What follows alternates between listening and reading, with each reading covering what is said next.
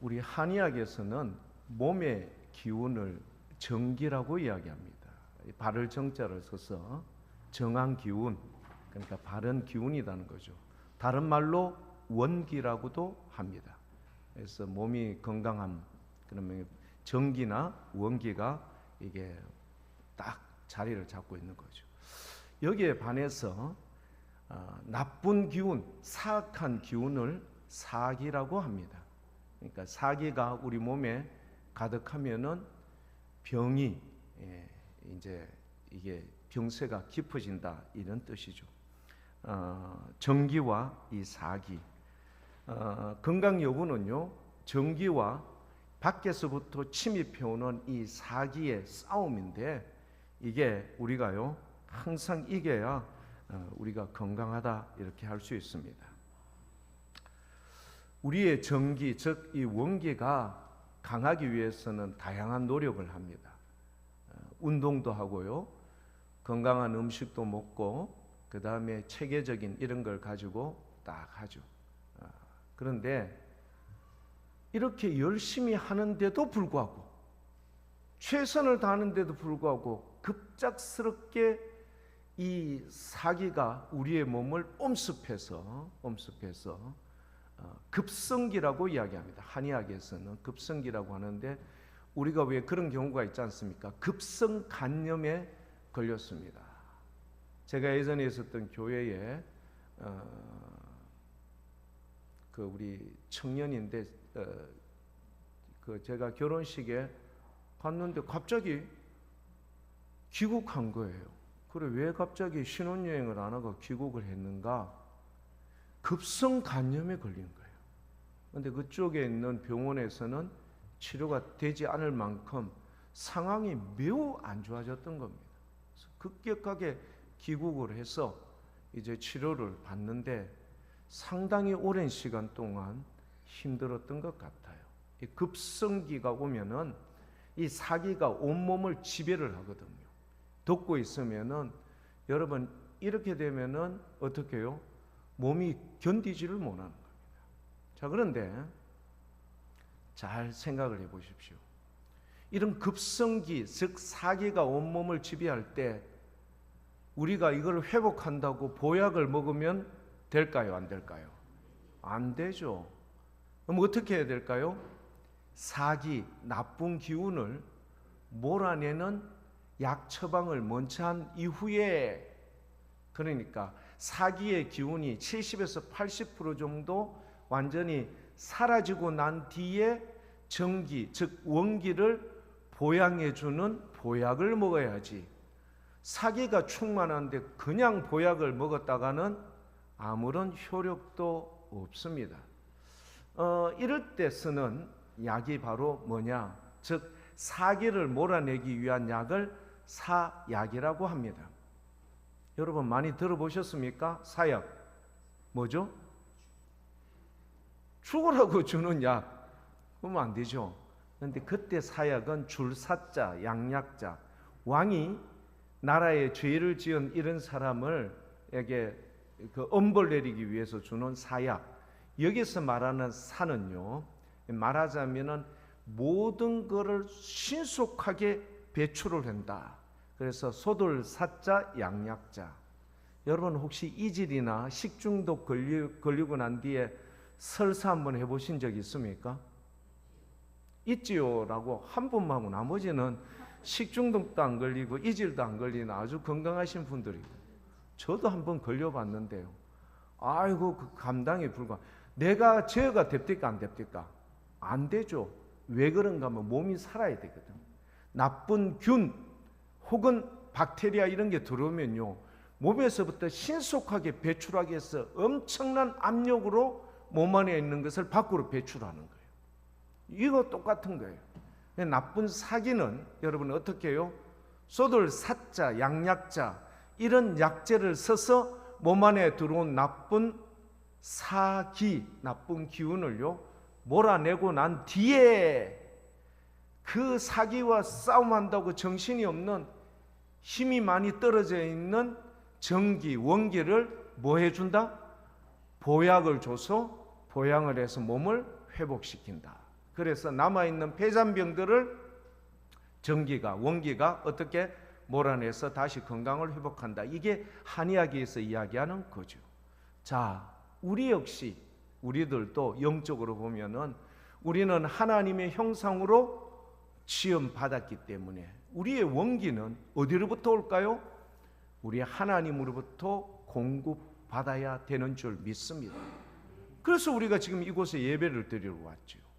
주의 말씀을 듣고 기도하고 찬송하고, 즉 하나님의 힘과 하나님의 능력과 하나님의 성품으로 살아가야 된다. 그래서 우리가 두 번째, 십자가의 능력 두 번째, 지난주는 만족하는 삶이었으면 오늘 두 번째는 주위의 영향력을 끼치는 삶. 그래서 우리 교회 여러분, 우리 지난 주일날 저하고 약속을 했죠. 고린도전서 1장 18절 말씀 한번 외워봅시다. 이야기를 했을 겁니다. 자, 전도사님 앞에 화면 꺼놓고요, 우리 교회 여러분들 눈 딱 감고 한번 우리 함께 외워봅니다. 제가 힌트를 하나 드릴게요. 십자가를 중심에 두고 한쪽은 멸망하는 자, 한쪽은 구원받는 우리. 멸망하는 자들은 십자가가 미련하게 보이잖아요.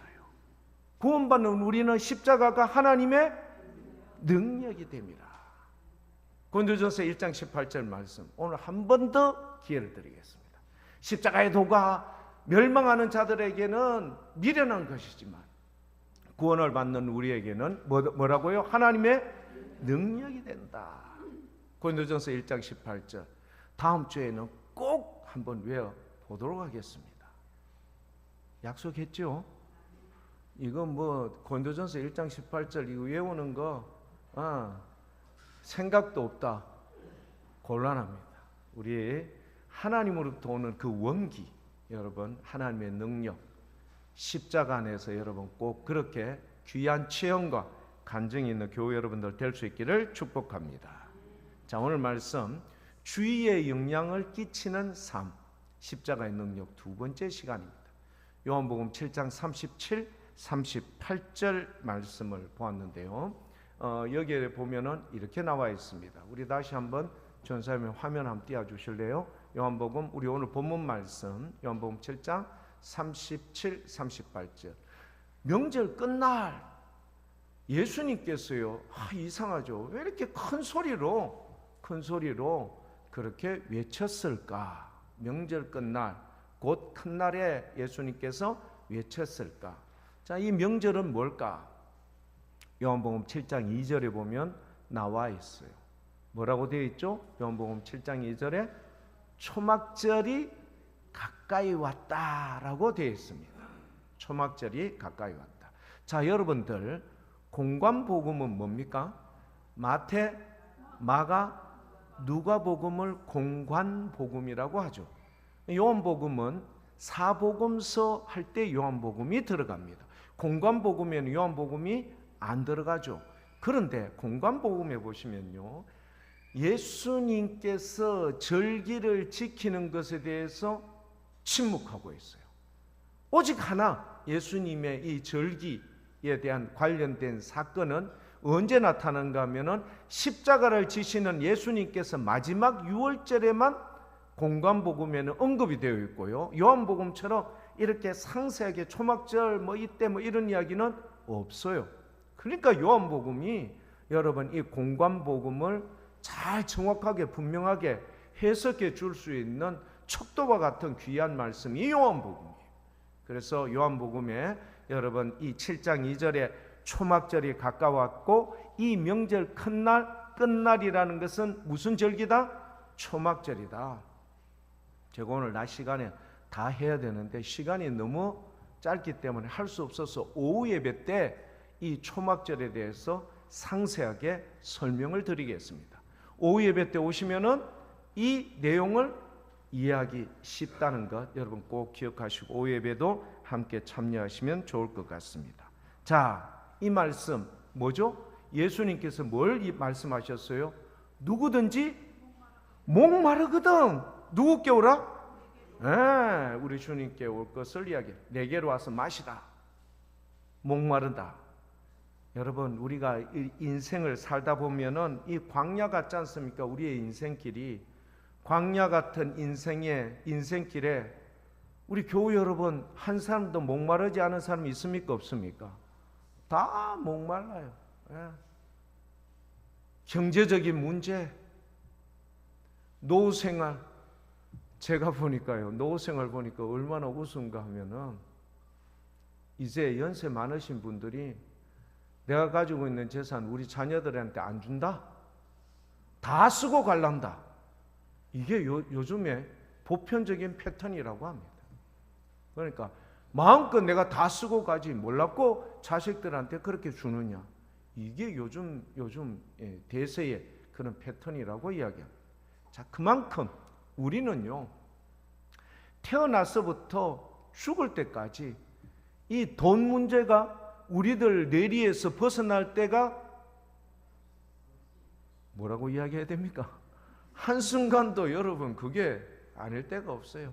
다 누구나 한 번씩 다 이래 돈 문제가 어려워지면은 로또라는 게 머릿속에 떠오릅니까? 안 떠오릅니까? 두 사람만 떠오르고 나머지 사람은 로또가 아예 관심도 없습니까? 다 떠올라 우리 사람들. 저도 한 번씩 로또가 여러 번 뚝 떠오르고 언제 떠오른가 하면 제가 서울에 가서 친척 결혼식이 있어서 서울에 갔는데요. 영등포 역 앞으로 이제 가서 이제 대구로 오려고 하는데 영등포 역 앞에요. 전국에서 최고의 명당, 로또의 최고봉 뭐 이래 적어놨는데, 근데 뭐 그래 적어놓는다고 해서 제가 뭐 관심 있게 보겠습니까? 안 보는데 왜 그것이 관심 있는가 하면은요, 줄이 얼마나 긴지 제가요 깜짝 놀랐어요. 이게 도대체 뭐 하는 집인데 이렇게 줄이 길지? 줄을 뚝 따라가서 뚝 보니까 뭐 하는 집이다? 최고의 그 간다고 여러분 또 오늘 또 영등포역까지 가가지고 그 집 찾아가고 이러면 안 됩니다. 내일 가면 내일 가지 오늘 가면 안 돼요. 그 집이 있더라고. 그래서 제가 보고요, 야, 이 집 정말 대단한 집이구나 한 번씩 생각이 날 때가 있다 이런 말이에요. 예. 우리의 이 광야 같은 인생길에 여러분 건강이면 건강의 문제, 사람 사이의 문제, 여러분 직장에서 잘리느냐 안 잘리느냐, 여러분 뭐 자녀들이 어떻게 가서 뭐 밖에 가서 어떤 어려움이 있느냐, 이런 목마름이 있을까요 없을까요? 다 누구에게나 다 있어. 그러니까 지금 예수님께서 하셨던 이 목마른 자 내게로 와서 마시라는 이 말이 우리에게도 직결이 될까요 안 될까요? 직결이 되죠.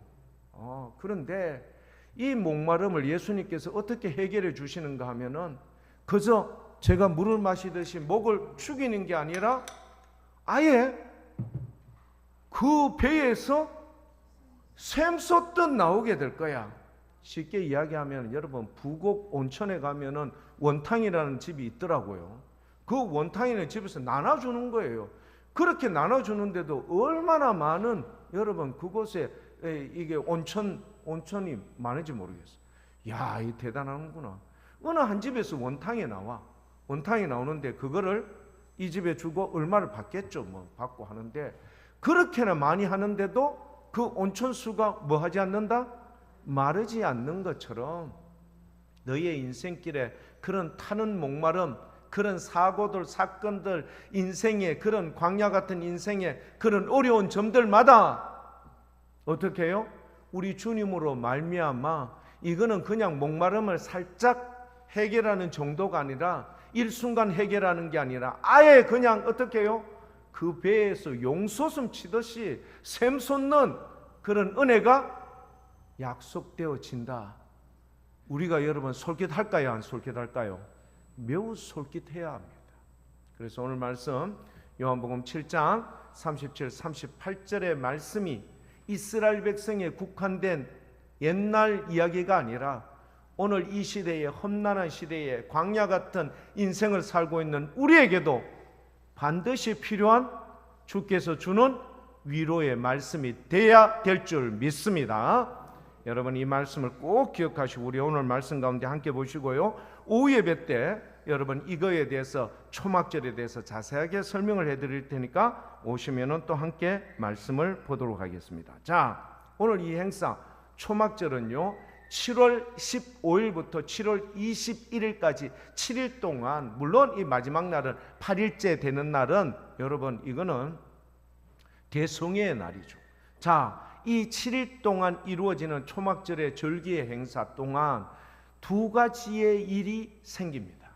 두 가지의 일이라는 게 뭘까? 한 가지는요, 여러분 이스라엘 성전에 가면은 4개의 구분된 공간이 있어요. 하나는 뭐냐? 제사장의 뜰, 여기에는 아무도 못 들어가. 제사장들만 들어가는 공간인데 일반 사람 여러분 접근했다가는 정말 그야말로 큰일 나요. 두 번째는 이스라엘 남자들의 뜰, 여기에는 여자들 들어갈 수 있습니까? 없습니까?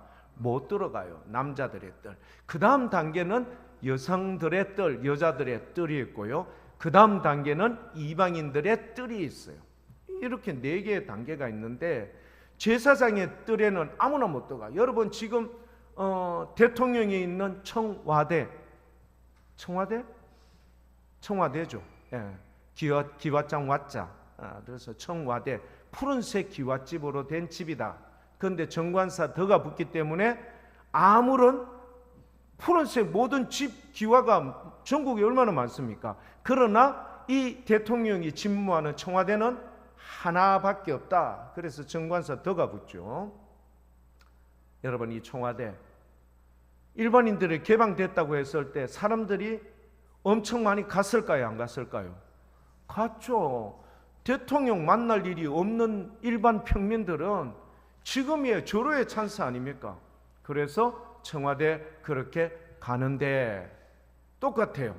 제사장의 뜰에는 일반인이 절대 들어갈 수 없는데 이때 초막절 7월 15일부터 7월 21일까지는 남녀노소를 불문하고 다 거기에 들어갈 수 있으니 사람들의 마음에 여러분 뭐가 될까요? 기대감.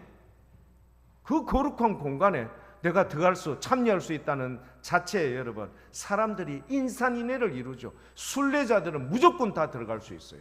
반드시 누구를 선두에 세워야 되는가 하면 대제사장을 선두에 세워서 그렇게 들어가는 거예요. 이 날이 그렇게 되는 날이에요. 그러니까 여러분 사람들이 얼마나 많겠습니까? 인산인해를 이루는데 주님 예수님께서 여러 번 이야기하는데 이처럼 마이크도 있는 것도 아니요. 그냥 구두로 말씀하는데 그래서 서서 뭐하서 이르시되 외쳐 큰 소리로 그렇게 불렀다 말씀하셨다라는 걸 기억하시면 됩니다. 자, 이곳에서 두 가지가 있는데 뭘 하느냐? 하나는요, 대제사장이 실로암 가에 가서 물을 퍼서 그 다음에 수몬이라는 이 문을 통해서 오는 거예요. 여러분 우리 사도행전 3장에 보면은 성전 무슨 문에 앉아 있었던 40세쯤 된 안전뱅이라고 했죠? 미문. 그러니까 여러 문이 있는데 문마다 이름이 딱 정해졌어요. 미문이라고 했는 그곳. 그러나 이곳은요 대제사장이 실로암가에서 물을 떠서 수문을 통과해서 어디로 왔다? 제사장의 뜰. 제사장의 뜰에는 뭐가 있을까요? 번제단과 물두멍이라는 이런 큰 공간에 제사장이 들어올 때 순례객들이 함께 따라 들어오는 거예요. 함께 물을 떠서. 그리고 나서 어디에다가 번제단에 물을 붓는 거예요. 원래 번제단에는 여러분 어떻게 해요? 제사를 드리는 번제물을 드리는 공간이지 않습니까? 그곳에는 원래는 전제라는 게 있는데 뭘 붓는가 하면 포도주를 붓게 되어 있어요. 포도주를 부어요. 여러분들 혹시 그걸 무슨 요리라고 합니까? 철판 요리 한번 드셔보셨습니까? 교회 여러분 철판 요리라고 들어는 보셨습니까? 예, 들어보셨죠? 요리사가 와가 막 그 앞에 막 이렇게 해가 막 탁탁 요리하고 뭐 해산물 탁 잘라 넣고 하는데 여러분 혹시 거기다가 뭘 뿌리죠? 와인, 예, 포도 와인을 뿌리면 어떻게 되던가요? 김이 피 나면서 여러분 막 뜨거운 기운이 확 올라오는 거 여러분 느꼈죠? 그렇게 보면 돼요. 이 번제단에 이 번제물을 막 뜨거운 불로 이렇게 태울 때 포도주로 전제로 주님께 드리는 방식 중에 여러분 화제, 그다음에 전제, 소제 뭐 이렇게 드리는 것처럼 요제와 거제 이렇게 드리는 방식처럼 전제라는 거는 포도주로 드리는데 이 초막절 절기에는 뭐도 함께 드렸다? 실로암에서 떠온 물도 함께 드렸다. 이유가 뭘까?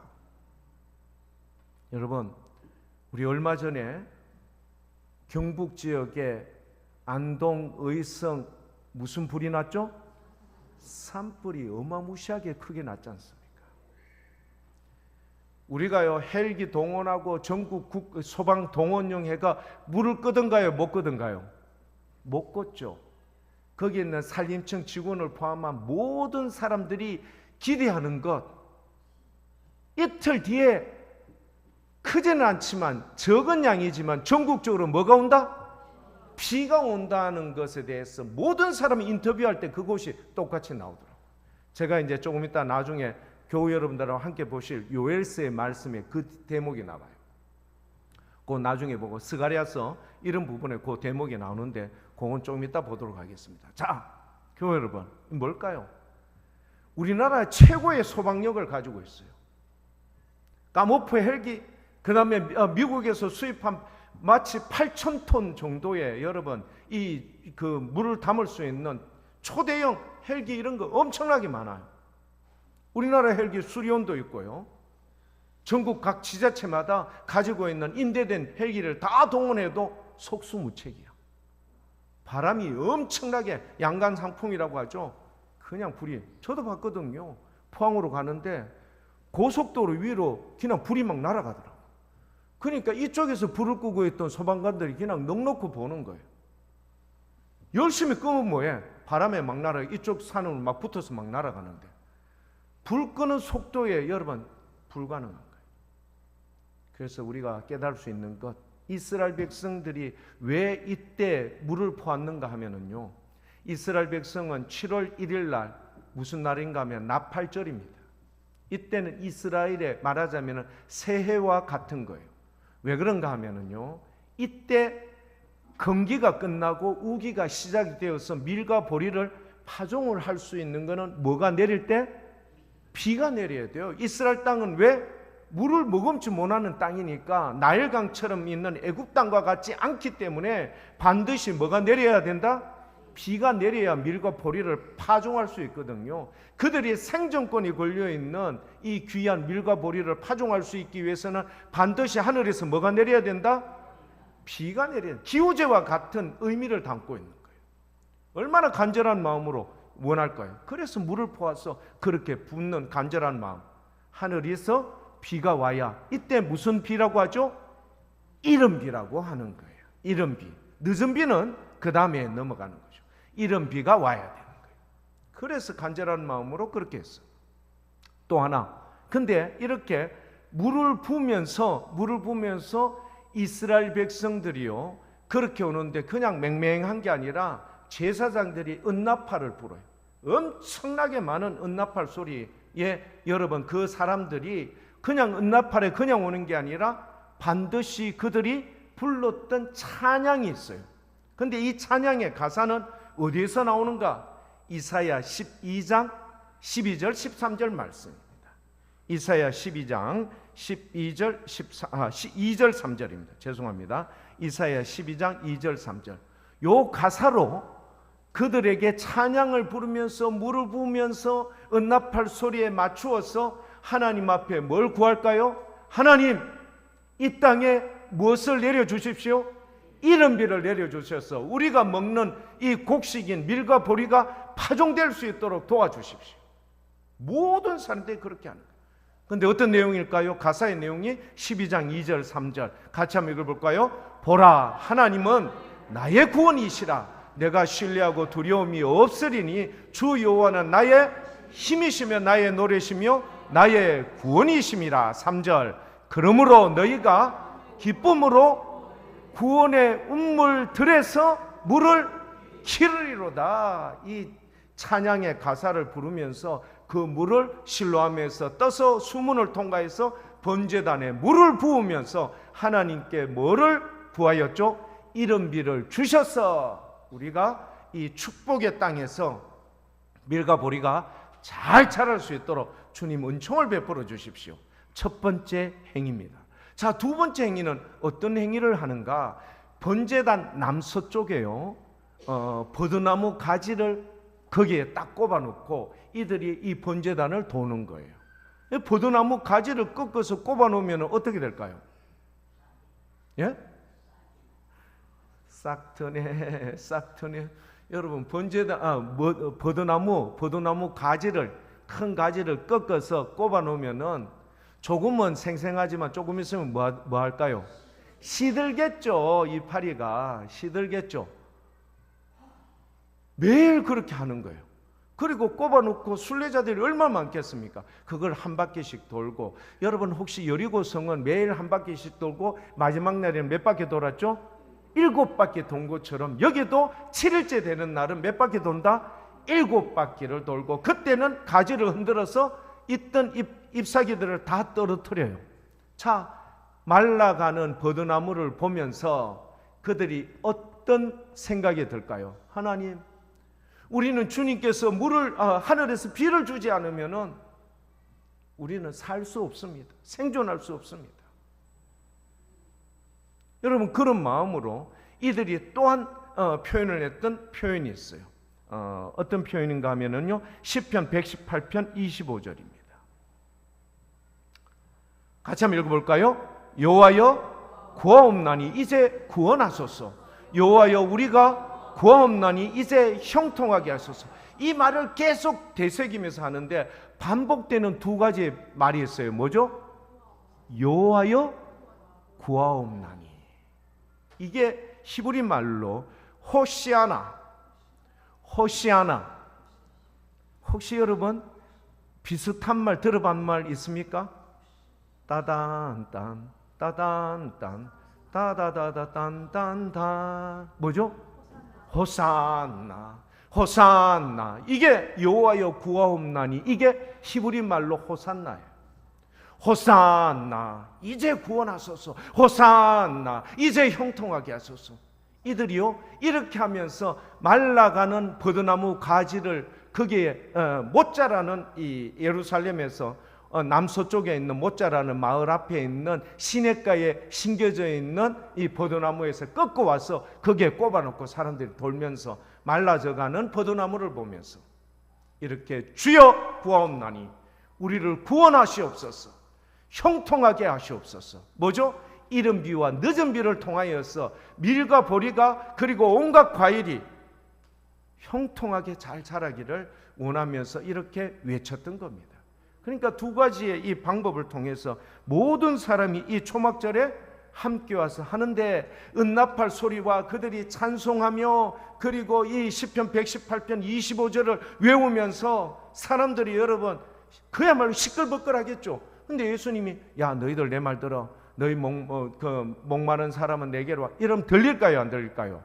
안 들리니까 주님께서 서서 외쳐서 큰 소리를 했던 이유가 뭘까? 여러분 좀 전에 시편 118편 25절 말씀을 여러분 혹시 호산나, 우리가 여러분 뭐 할 때 예수님의 사순절, 우리가 사순절 고난주간 혹은 종료주일 때마다 함께하는 이 설교 말씀 뭘까요? 주님께서 벳바겟에서 예루살렘으로 입성할 때 뭘 타고? 어린 나귀 새끼를 타고 입성할 때 백성들이 어떻게 하던가요? 종려나무 가지를 들고 그들의 겉옷을 땅에 펼쳐서 주님 앞에 호산나라고 부르죠. 여호와여 구하옵나니. 이게 왜 그랬을까? 그들이 초막절도 아닌데 왜 주님께 입성하시는 주님을 향하여 이렇게 했을까? 바벨론, 바사 제국, 헬라 제국, 심지어는 로마 제국 400년 동안 그런 여러분 외부의 세력에 의해서 철저하게 뭐 됐는데 종살이하는 이 이스라엘 백성들 얼마나 갈급했을까? 선지자도 오지 않았고 말라기 선지자 이후에 선지자도 오니 얼마나 여러분 그들의 마음이 간절했으면 요단강에서 외치는 세례 요한에게 사람들이 얼마나 미어 터집니까? 그런 갈급함 속에 있었던 이 이스라엘 백성들. 그래서 예루살렘에 입성하시는 그 주님, 그래서 요한복음 12장 12절 13절 말씀에 그들이 이런 표현을 하지 않습니까?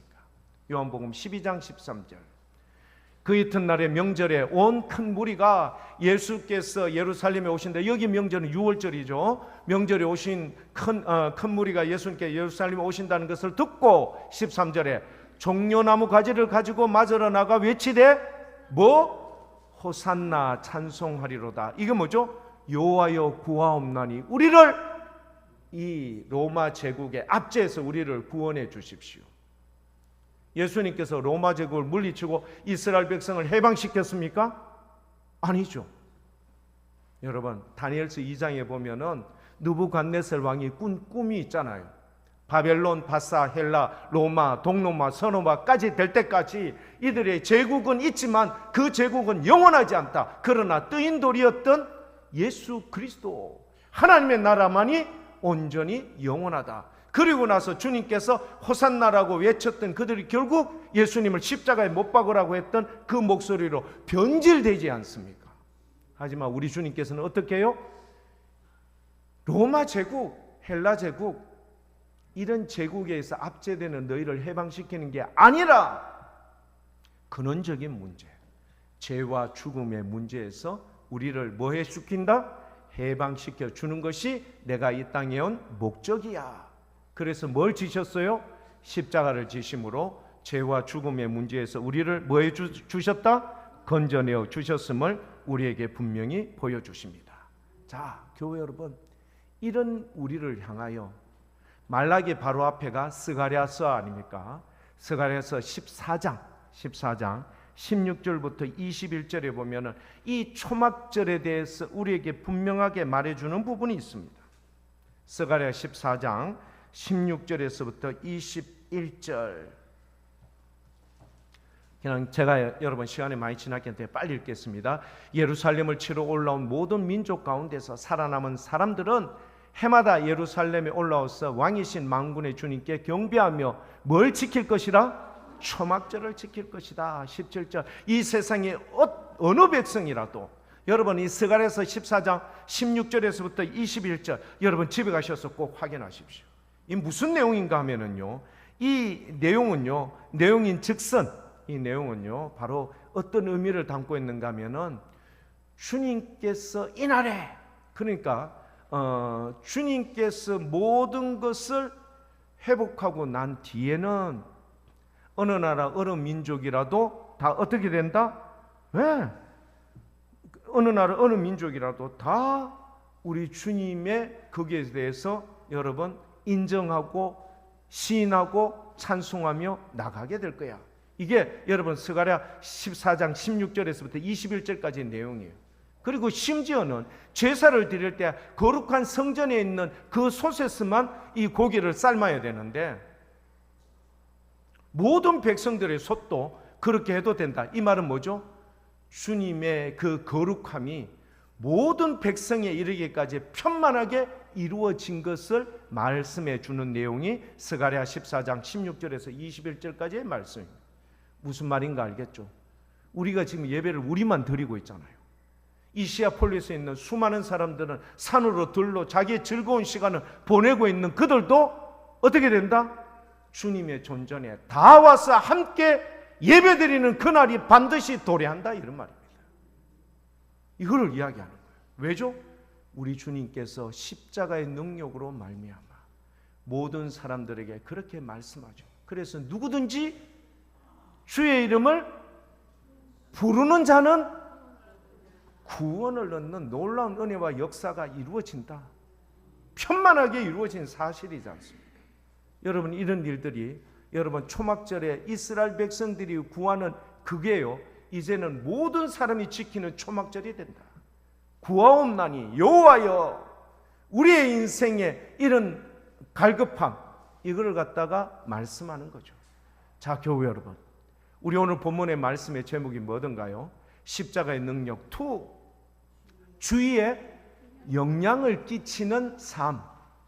여러분, 이런 목마름에 있었던 요한복음 4장 누구죠? 수가성 여인. 몇 절 말씀이죠? 25절에 예수님과 대화하는 이 여인을 한번 보십시오. 여자가 이르되 메시아 곧 그리스도를 하는 이가 오시는 줄을 내가 압니다. 그가 오시면 모든 것을 우리에게 알려주실 겁니다. 26절 예수님께서 뭐라고요? 내게 말하는 내가 네가 원하는 메시아 그리스도다. 그렇게 말했던 거예요. 자, 이 여인은 다른 사람의 눈치를 보고 물 들어올 때 아무도 안 오는 시간, 그 시간을 선택해서 오죠.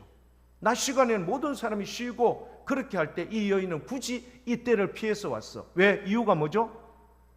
자기의 남편이 5명이었는데 이 남편도 다 끝나고 지금은 새로운 남편하고 또다시 결혼 생활하고 있는 이 여인에 대해서 전부 다 색안경 끼고 보기 때문에 입방아 찢는 이 여인이 어떻게 해요? 이 사람들을 만나기가 두려웠던 거예요. 침울했죠. 의기소침했고 우울했고 고독했습니다. 그런데 이 여인이 네가 말하는 그가 바로 나다, 그리스도 메시아인 것을 말씀해 주고 난 뒤에 요한복음 4장 28, 29, 30절 여자가 자기가 중요한 물동이를 버려두고 동네에 들어가면 됩니까? 안 됩니까? 안 되죠. 그런데도 불구하고 동네에 여러분 마스크 끼고 모자 쓰고 가리는 게 아니라 안경 끼고 가리는 게 아니라 당당하게 들어가서 사람들에게 이르되 29절 같이 한번 읽어볼까요? 여러분, 내가 행한 모든 일은 뭘까요? 내가 행한 모든 일은 뭘까요? 이 여인이 뭘 했습니까? 남편을 바꿨잖아요. 엘리자베스 테일러처럼 처음에는 A라는 남편하고 살다가 한 달 살고 굿바이, 그 다음에 B라는 남자와 1년 살다가 굿바이, C라는 남자하고 3년 살았어, 굿바이, 그 다음에 D라는 남편하고 살았는데 4년 살았어, 굿바이. 사람들 사이에 입방아 오를까요? 안 오를까요? 올라요.